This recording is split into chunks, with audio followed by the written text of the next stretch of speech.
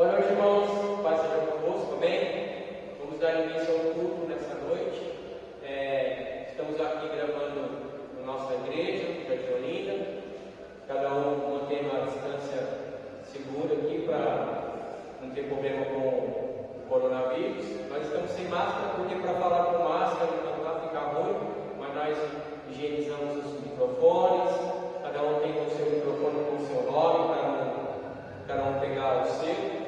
E eu gostaria que nós dessemos início nessa noite lendo o Salmo. Se você puder abrir a sua Bíblia, Salmo 121, onde eu já falei um pouco desse Salmo em outras ministrações, mas eu gostaria de abrir o culto nessa noite com esse Salmo. Na minha versão está escrito assim: eu olho para os montes e me pergunto, de onde virá o meu socorro?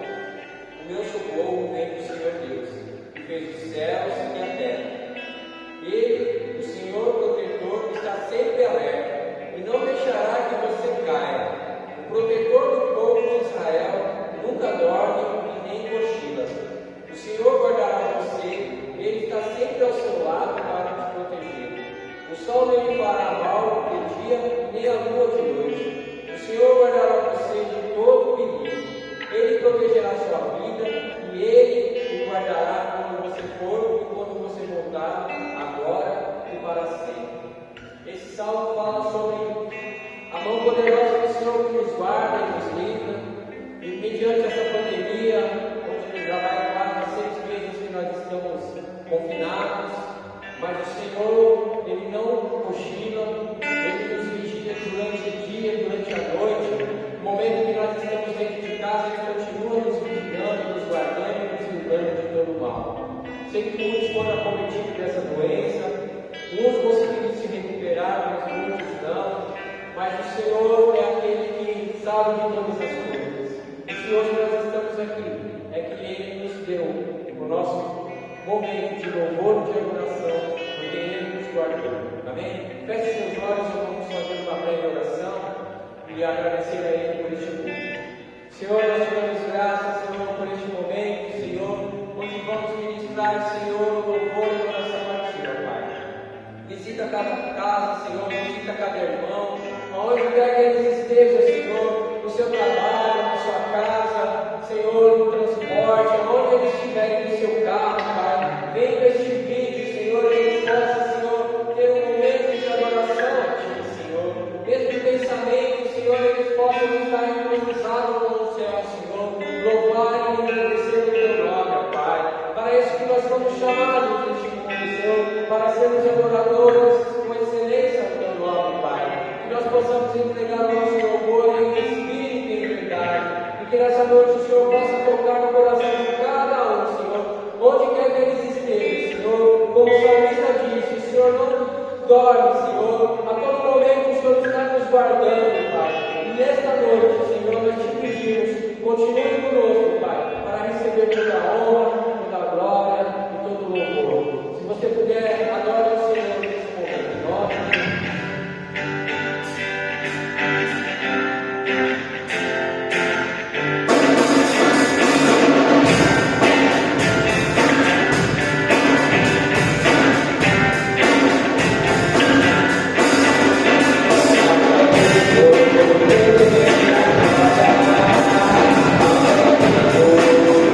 Thank you.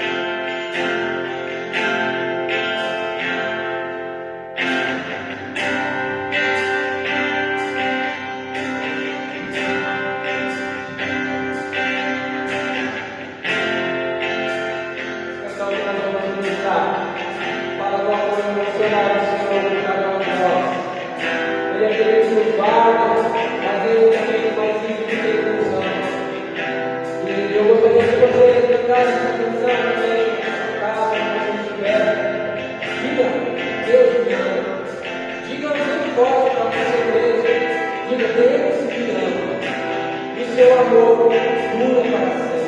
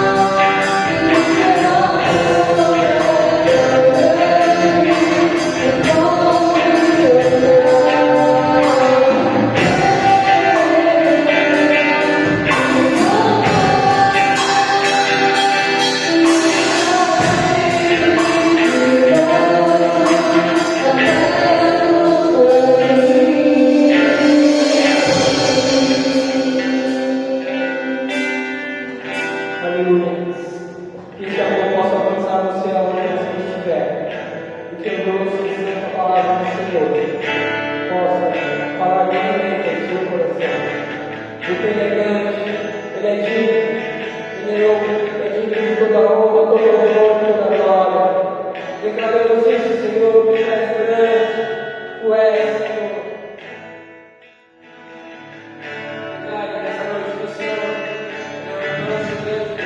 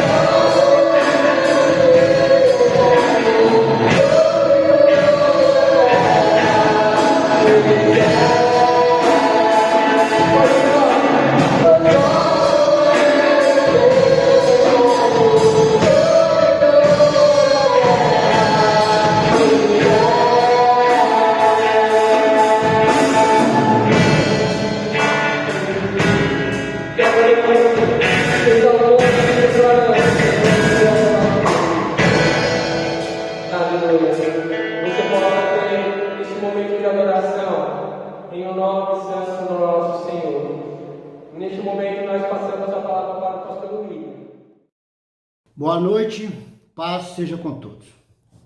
Confiando na fidelidade e na graça de Deus, eu acredito que você esteja bem.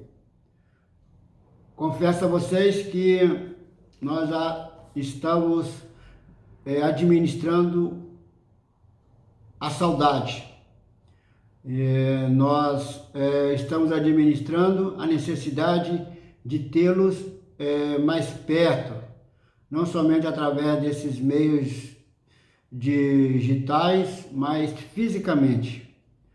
E eu oro a Deus para que nos próximos dias a gente já possa realizar os nossos cultos presenciais e possamos ter você presencialmente para celebrarmos a nossa vitória nesses dias tão difíceis e, acima de tudo, celebrarmos a nossa salvação e glorificarmos a Deus pelo seu cuidado e o seu amor. Eu gostaria de compartilhar com você, nesses instantes, uma parábola que o Senhor Jesus compartilhou com Pedro após a pergunta de Pedro sobre o perdão. Pedro, ele questionou Jesus sobre quantas vezes eu e você devemos conceder o perdão a uma pessoa. E Pedro, dentro do contexto judaico, ele foi instruído que, diante de Deus, conceder 3 oportunidades de perdão a uma pessoa é uma coisa justa. Então, Pedro estava dizendo com essas perguntas a seguinte verdade: fomos ensinados a perdoar 3 vezes por dia alguém que nos ofender. Mas após ouvir o seu ensinamento, eu creio que 7 vezes seria o suficiente. O que o Senhor me diz dessa conclusão? Então Jesus disse: ô Pedro, eu quero dizer a você que não só 7, mas 70 vezes 7. O Senhor Jesus Cristo estava dizendo para Pedro que eu e você temos que ter nos nossos corações a predisposição, devemos ter no nosso coração uma vontade ativada de conceder perdão às pessoas que têm procurado com os seus gestos ou palavras, enfim, com as suas atitudes, colocado feridas, ofensas nos nossos corações. E diante disso, o Senhor Jesus, ele coloca a seguinte parábola, dizendo: por isso o reino de Deus é semelhante a um rei que resolveu ajustar conta com os seus servos. E passando a fazê-lo, trouxeram-lhe um que lhe devia 10.000 talentos. E não tendo ele, porém, como que pagar, ordenou o Senhor que fosse vendido ele, a mulher, os filhos e tudo quanto possuía, e que a dívida fosse paga. Então o servo, prostrando-se reverentemente, rogou: sê paciente comigo e tudo te pagarei. E o Senhor daquele servo, compadecendo-se, mandou-o embora e perdoou-lhe a dívida. Saindo, porém, aquele servo encontrou um dos seus conservos, que lhe devia 100 denários, e agarrando-lhe o sufocava, dizendo: paga-me o que me deves. Então o seu conservo, caindo-lhe aos pés, lhe implorava: sê paciente comigo e te pagarei. Ele, entretanto, não quis, antes indo o lançou na prisão até que pagasse a dívida. Vendo seus companheiros o que havia passado, entristeceram-se muito e foram relatar ao seu senhor tudo o que havia acontecido. Então o seu senhor, chamando, lhe disse: servo malvado, perdoei-te aquela dívida toda porque me suplicastes. Não devias tu igualmente compadecer-te do teu conservo, como também eu me compadeci de ti? E, indignando-se, o seu senhor o entregou aos verdugos até que lhe pagasse toda a dívida. Assim também o meu Pai Celeste vos fará, se do íntimo não perdoarem cada um dos seus irmãos. Querido irmão, amigo, você que está me acompanhando nesses instantes, É importante você entender que essa parábola tem alguns princípios, alguns fundamentos que são pertinentes e libertadores para a nossa vida. A parábola, eu vou explicar em poucas palavras o que tem essa parábola. É a história de um rei ou de um homem poderoso que chamou todos os seus funcionários que gerenciavam a sua fortuna para a prestação de conta.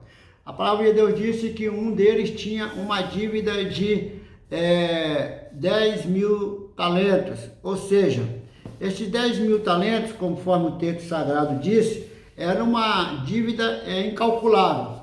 Como referência, eu quero dizer a você que a Palestina, na época de Jesus, debaixo da gestão ou do governo do Império Romano, ela repassava para os cofres do governo do Império Romano, anualmente, aproximadamente 800 talentos. 800 talentos correspondia, no dinheiro de hoje, um valor estimado em 10 milhões de dólares. Ou seja, toda a Palestina passava anualmente para o Império Romano 800 talentos. Este homem mencionado na parábola, ele conseguiu produzir uma dívida de 10 mil talentos. Então, dentro da perspectiva de gestão, era uma dívida impagável. E a Bíblia disse que este homem, quando ele foi chamado para prestar conta e feito a auditoria, feito o levantamento, processo contábil da sua gestão, ele chegou diante do seu superior, no caso, o seu patrão, na linguagem de hoje, ou do rei, na linguagem daquela época, e ele disse: meu senhor, eu não tenho o dinheiro agora, mas dá-me uma oportunidade que eu vou te pagar. É importante você observar que, e eu quero contribuir te dando essa informação, que para uma pessoa normal, um trabalhador normal, nos dias de Jesus, ter um talento, ele deveria administrar de maneira tão eficaz, e mesmo assim ele só teria um talento após 20 anos de trabalho. Então, aquele homem com essa atitude me ensina ou revela para mim, e eu quero compartilhar para você, dois tipos de pecados muito comuns na minha ou na sua vida. O primeiro deles é o orgulho. Aquele homem, ele olhou para si mesmo e ele achava que ele podia, humanamente falando, conseguir, através das suas obras, das suas realizações, da sua habilidade, trazer 10 mil talentos para sanar a sua dívida. Uma outra coisa que a gente descobre que aquele homem, pela sua atitude com o teu conservo, ou a outra pessoa com quem ele relacionou e tinha uma dívida com ele, esse homem não recebeu o perdão, mas ele não demonstrou arrependimento sincero. A palavra de Deus deixa bem claro que aquele homem, ele diante daquele senhor, daquele rei, ele recebeu o que nós chamamos de perdão incondicional. Essa parábola ensina para mim, ensina para você algumas coisas importantes. Primeiro, existem dívidas que eu e você tem diante de Deus que nós não temos condição de pagar. Vamos fazer aqui uma tese. Vamos supor que você peque uma vez por dia e não se arrepende. No final do ano, você terá 365 pecados. Se você viver 20 anos, você vai ter 7.300 pecados. Se você viver 40 anos, você vai ter 14 mil práticas pecaminosas uma vez por dia. Se você viver 60 anos, você vai ter bem mais, vai ter mais de 10 mil pecados para serem administrados ou ser perdoados. E são atos, são atitudes, são palavras de ofensa contra alguém que você não tem condição de reparar. Então existe perdão para mim e para você para pecados que são perdoados somente pela graça e pela bondade do Deus Todo-Poderoso.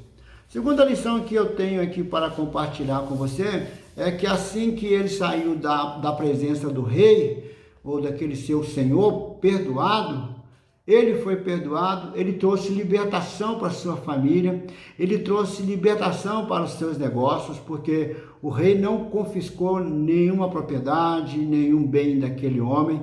Então é interessante que quando eu e você recebemos o perdão faz bem para mim, o perdão faz bem para as pessoas que convivem comigo, porque eu de repente começo a viver uma vida de liberdade, uma vida de libertação, e essa vida de libertação traz para mim e para você uma força, uma paz tão grande que ela acaba alcançando os nossos familiares. Eu não sei você, mas houve um tempo na minha vida em que eu tinha dívidas, por erro de gestão e também porque quando eu era bem adolescente e jovem, meu pai saiu de casa e ele deixou para mim e deixou para os meus irmãos algumas responsabilidades que nós não tínhamos financeiramente capacidade de administrar. E eu lembro que por algum tempo a gente ficava devendo algumas pessoas. Depois de adulto eu ainda fiquei devendo algumas instituições bancárias, e a pior coisa que existe na vida é você receber ligação. Naquela época recebia carta, ou de acordo com a pessoa que você fez o empréstimo, recebia a presença da pessoa na porta da sua casa. Então a gente se sente não somente constrangido, mas existe um medo muito grande que toma conta dos nossos corações. Até porque o princípio básico de uma dívida, segundo a palavra de Deus, é a escravatura. Quando eu e você somos acometidos de dívidas, nós perdemos a paz. Quando nós somos acometidos de dívidas, nós mudamos o nosso relacionamento, perdemos o humor, afetamos, tratamos mal as pessoas que convivem com a gente é uma pessoa desagradável, porque o poder máximo de uma dívida é a escravatura. Nesse texto a gente vê isso claramente, porque aquele homem, ele foi perdoado de uma dívida que era capaz de colocá-lo na prisão, colocar sua família e colocar até mesmo seus próprios filhos. Mas ele recebeu de Deus, ou melhor, daquele seu Senhor, e esse homem representa o próprio Deus, recebeu o perdão da sua dívida. E assim que ele saiu da presença daquele seu Senhor perdoado, o texto sagrado disse que ele encontrou com um outro homem que tinha feito um negócio com ele, realizou alguma operação financeira, e só que aquele homem, que a Bíblia define como conservo, ele não saldou, ou ele não quitou a sua dívida. E aquele homem que foi perdoado, ele ficou indignado com este seu conservo, e ele não achou justo aquele camarada não pagá-lo. Então ele entrou com o processo e acabou colocando aquele seu conservo na prisão. É interessante como que é o ser humano. O ser humano recebe de Deus perdão, a graça, a bondade, o cuidado, a demonstração de amor. Então ele absorve tudo isso, ele se vê até mesmo no direito, alguns, não poucos, se vê no direito de receber de Deus o amor, a bondade, a misericórdia e, acima de tudo, o dom da vida. Mas quando ele depara com alguém que deve ele alguma coisa, principalmente dívidas emocionais, ele então começa a trazer para esta pessoa uma escravatura. A palavra de Deus disse que ele colocou o seu conservo na prisão. Aquele homem recebeu o perdão, mas ele não quis conceder o perdão.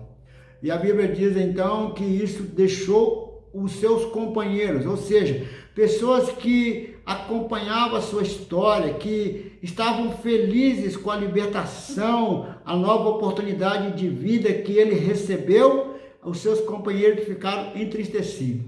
Esse texto sagrado me ensina que quando nós recebemos dádivas de Deus, nós, dentro de uma dimensão humana, temos que conceder essas dádivas às pessoas também. Quando nós não fazemos isso, além de nos trazer chateação, isso também traz tristeza às pessoas que convivem conosco. As pessoas que andam com a gente esperam que a gente conceda aos outros aquilo que nós proclamamos, com os pulmões bem cheios, que recebemos, no caso nosso, cristãos de Deus. Muitos de nós anunciamos com muita veemência o perdão de Deus concedido. Muitos de nós declaramos que somos amados. Nós mudamos até a nossa identidade de criatura para filhos ou filhas. Alguns nessa geração, eles subiram de degrau e consideram príncipes e princesas do Senhor. Eles receberam do Pai Celestial, ou do grande Rei, ou do Deus Todo-Poderoso, esses benefícios, mas lamentavelmente ele está cercado, ou está envolvido, ou está inserido num contexto que lamentavelmente essas graças alcançadas do grande Rei, ou do maravilhoso Deus, ou do Pai misericordioso e bondoso, não é dado às pessoas com quem ele convive. É por isso que lamentavelmente o nome de Deus ele não é honrado entre muitas famílias, porque muitos cristãos, eles são literalmente abençoados pelo Senhor, mas eles não têm predisposição, não têm comprometimento em abençoar os seus familiares. Aqui nesse texto disse que pessoas ficaram tristes com a atitude daquele homem que foi perdoado da sua grande dívida. Quantas pessoas que convivem com você que estão alegres com o seu comportamento? Quanto de misericórdia, de graça, de bondade, quanto de manifestação de amor, pessoas que estão te observando conseguem detectar no seu dia a dia. A palavra de Deus disse que quando isso não acontece, a sua causa com relação aos homens, ela é revisada. É importante você entender que esta parábola está dentro de um contexto restrito de relacionamento de homens e mulheres que têm vínculos com Jesus e o seu próximo. Essa parábola não tem nenhum vínculo entre o Deus maravilhoso e a humanidade. A Bíblia diz que o perdão de Deus concedido a mim, a você, através de Jesus Cristo, ele é irrevogável. Você está em Deus, você está em Cristo, perdoada ou perdoado. Mas com relação ao seu próximo, é importante você rever as suas atitudes. Por quê? Porque a Bíblia Sagrada disse que assim que o Senhor ficou sabendo que ele não concedeu perdão ao conservo, ele revogou a sua decisão. Mas é interessante que ele revogou a sua decisão dentro de uma esfera menor, porque na primeira sentença, a mulher, o filho, todos os bens deveriam ser confiscados. Nessa revisão, somente ele é penalizado. Por quê?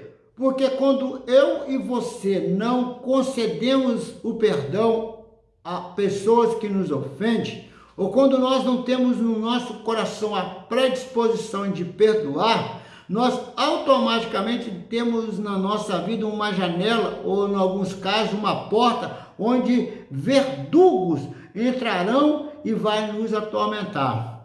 O verdugo, dentro de um contexto de reino, é aquele camarada mascarado, que tem um capuz, normalmente preto, que corta a cabeça do condenado.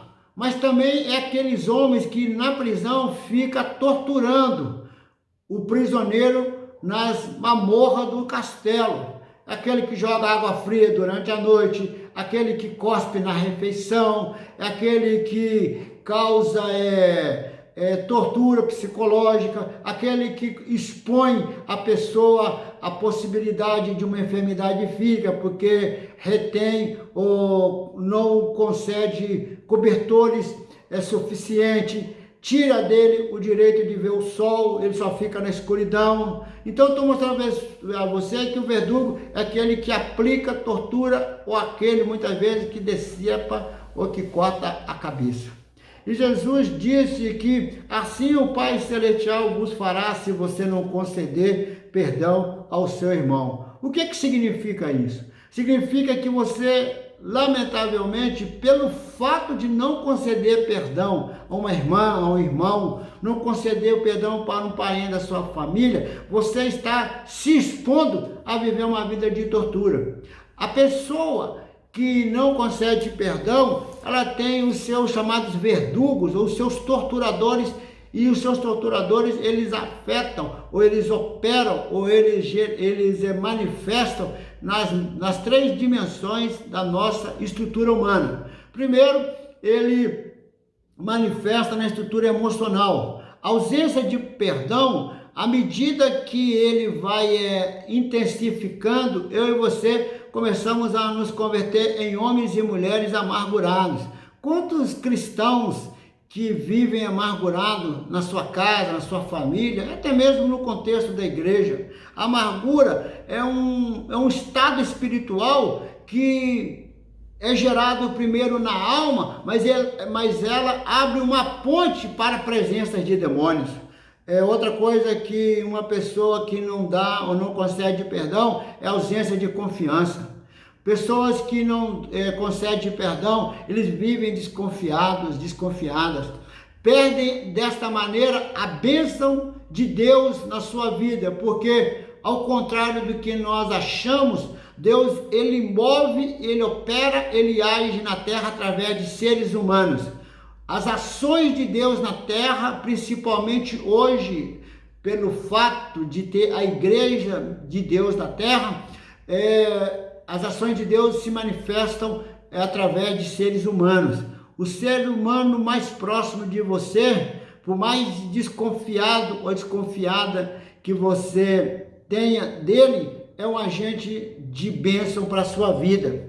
Uma outra coisa que acontece quando uma pessoa não concede perdão e abriu a sua alma para os verdugos, a pessoa então tem o que nós chamamos de retração emocional. Retração emocional, um melhor conceito, seria quando a pessoa não se permite ser revelada. É uma pessoa que desenvolve uma outra personalidade para ser inserida num contexto social, mas lá no íntimo ela é uma outra pessoa. E isso gera um monte de patologia, isso gera complexo de inferioridade, isso gera rejeição, isso gera medo, desconfiança, gera pânico, enfim, é uma gama de tormentos diários que não está na vida de outras pessoas, mas está na alma desse ser humano que negou o perdão.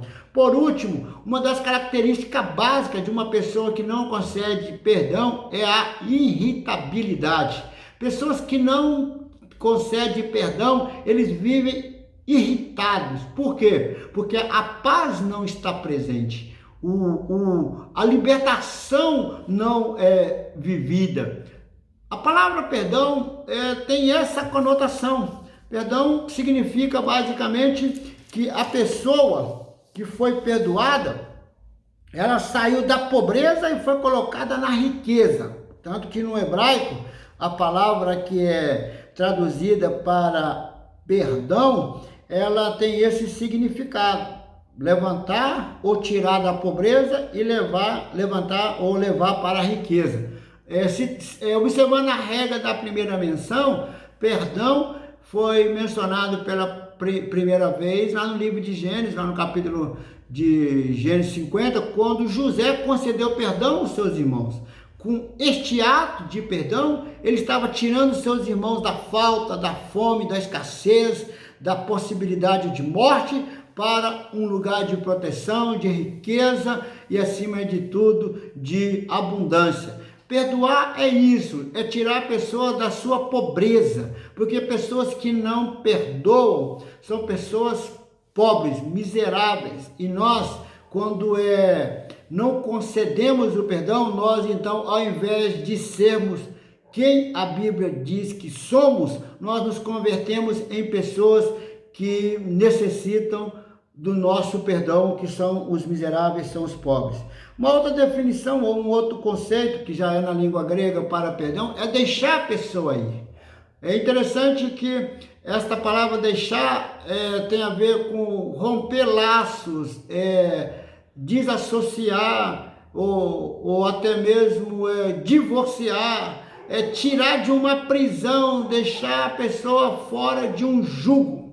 E Cristo nos fez isso. E da mesma maneira nós temos que oferecer isso às pessoas. Por último, uma das palavras que é muito repetida é a palavra que tem o sentido de ser uma pessoa graciosa. Quando eu e você concedemos perdão, a palavra de Deus diz que nós somos graciosos. E só somos graciosos porque temos a graça de Deus na nossa vida. Quero concluir, eu quero finalizar esta reflexão dizendo a vocês que quando uma pessoa tem verdugos espirituais de reboque, ou seja, efeito colateral, os verdugos emocionais. Muitas pessoas que têm doenças, grande parte das pessoas cancerígenas, grande parte das pessoas com doenças no coração, problemas constantes de pressão, tem doenças que a medicina não consegue diagnosticar, porque a natureza humana, a natureza humana, na dimensão, o corpo humano, ele manifesta toda doença que uma alma possa estar vivenciando. Os verdugos físicos, muitas pessoas vivem de remédios. O que significa remédio? Está remediando, ele não traz a cura, porque a cura ela só vem quando as nossas almas estão poderosamente perdoadas. Por último, tem a questão também dos verdugos espirituais. Quando eu e você não temos a predisposição de perdoar, eu e você temos o nosso relacionamento rompido com o Senhor. Não porque Deus queira, mas é porque ao tomar essa decisão, eu crio um teto de bronze sobre a minha alma, sobre a minha vida, impedindo que as minhas orações cheguem até o Senhor.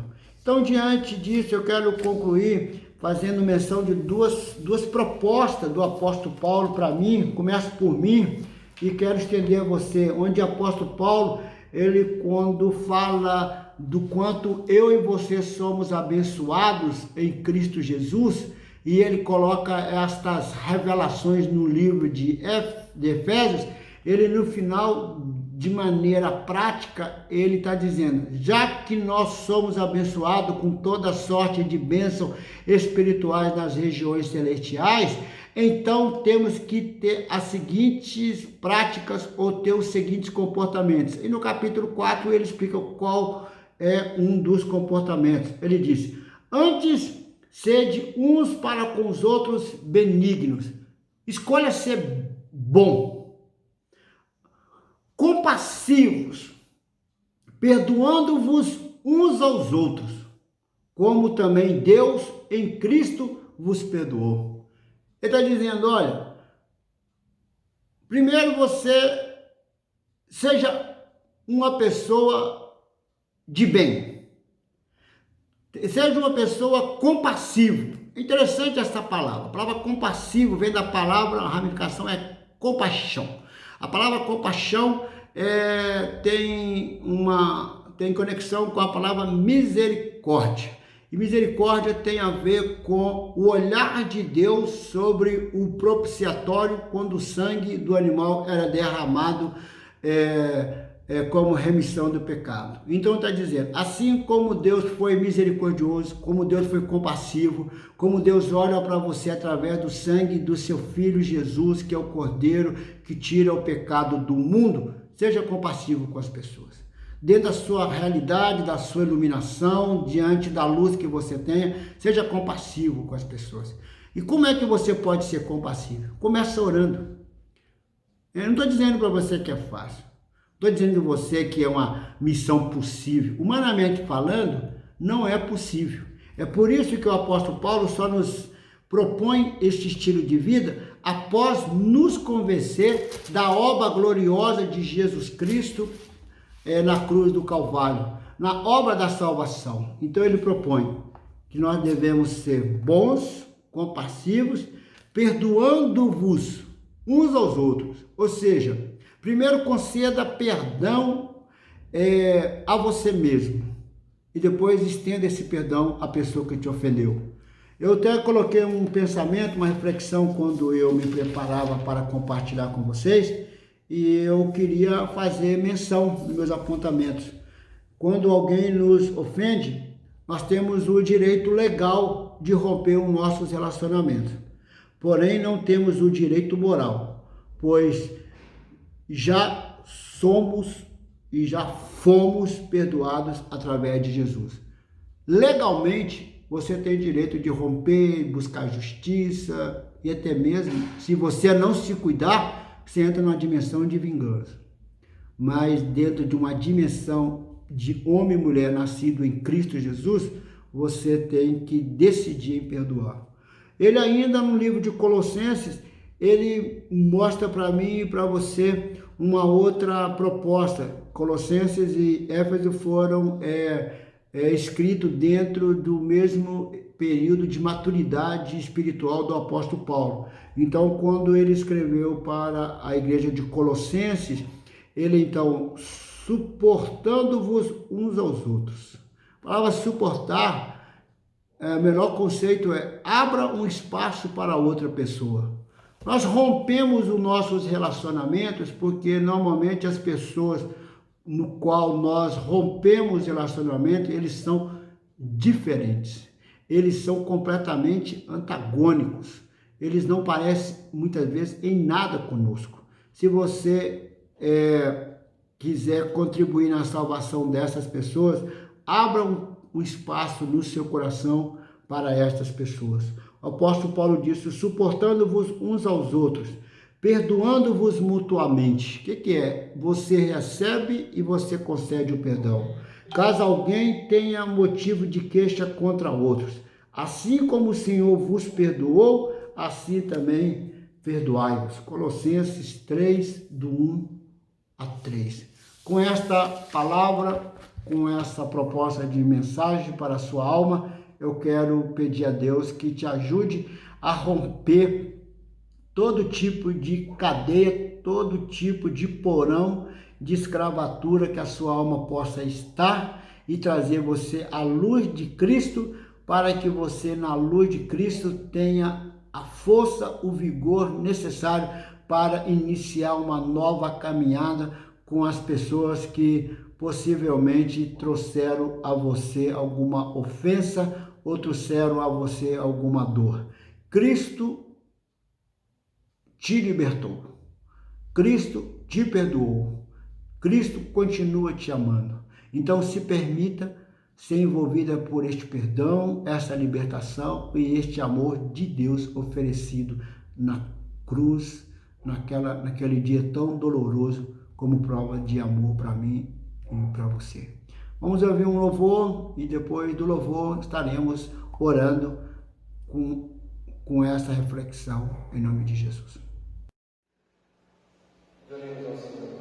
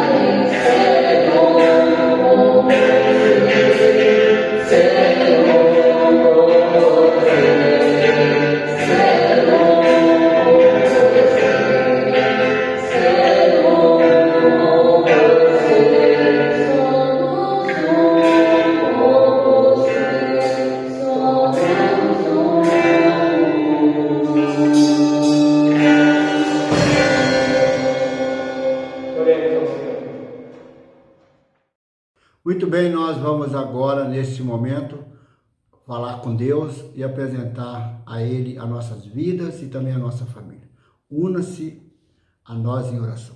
Senhor, nosso Deus e nosso Pai, Criador do céu e da terra. Deus que constituiu as famílias e as abençoou através da pessoa de Jesus Cristo. Nós chegamos na sua presença agora, no seu trono de graça, e apresentamos, ó Deus, neste momento, cada homem, cada mulher, cada moço e cada moça e cada criança. Em nome de Jesus, pedimos, Senhor, que da mesma maneira que o Senhor liberou uma palavra de cura nos dias que o Senhor, o seu Filho, esteve entre nós, libere palavras de cura sobre estas casas agora e comece a restaurar estes lares. Lares, ó Deus, que precisam de perdão, lares que precisam de reconciliação, de cura sobre a alma, sobre o espírito e principalmente sobre o corpo. Em nome de Jesus, ó Deus, nós te pedimos que haja um mover do teu Espírito Santo nesta casa para que a sua graça maravilhosa restaure esse lar, trazendo perdão, trazendo, Senhor, salvação e, acima de tudo, vida eterna. Abençoe, Senhor.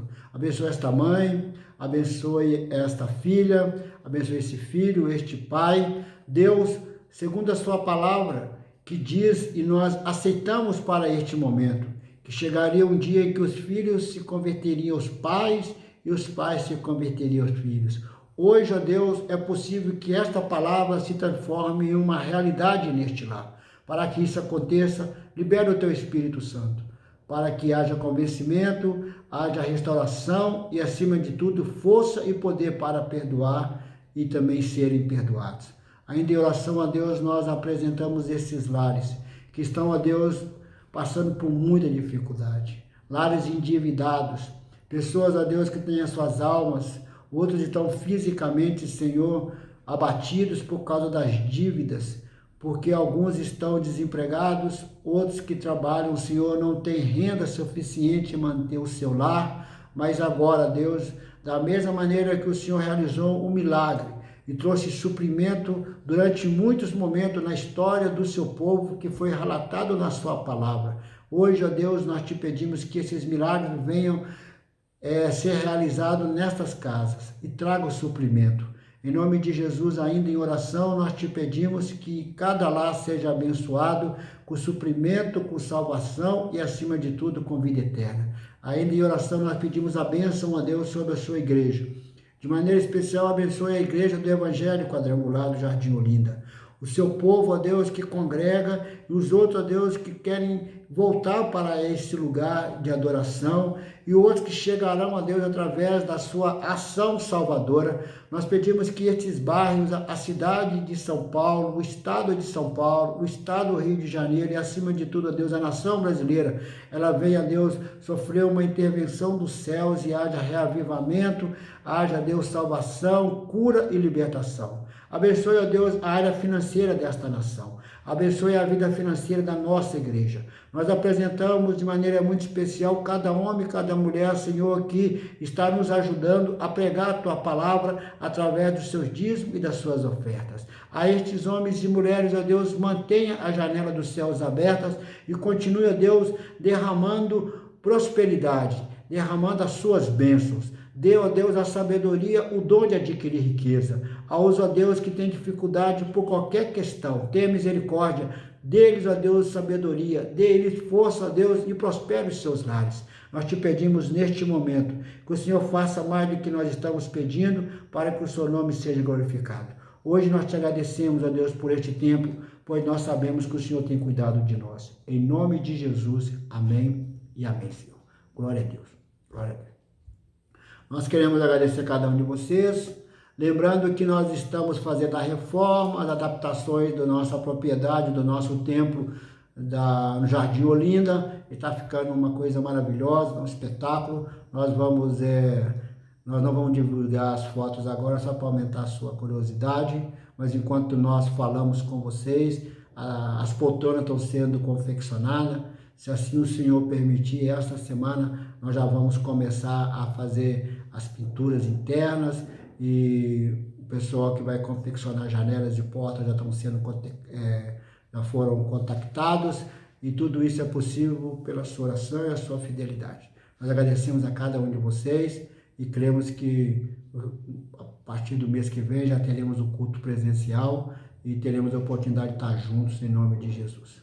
Diante disso, agora, tenha uma semana de vitória, que este mês seja um mês de conquista, de proteção e de livramento, e receba também a bênção apostólica. Que o amor de Deus, a graça de Jesus, a doce comunhão do Espírito Santo que está sobre nós, permaneça hoje para sempre. Amém. Deus abençoe e tenha uma boa semana, em nome de Jesus.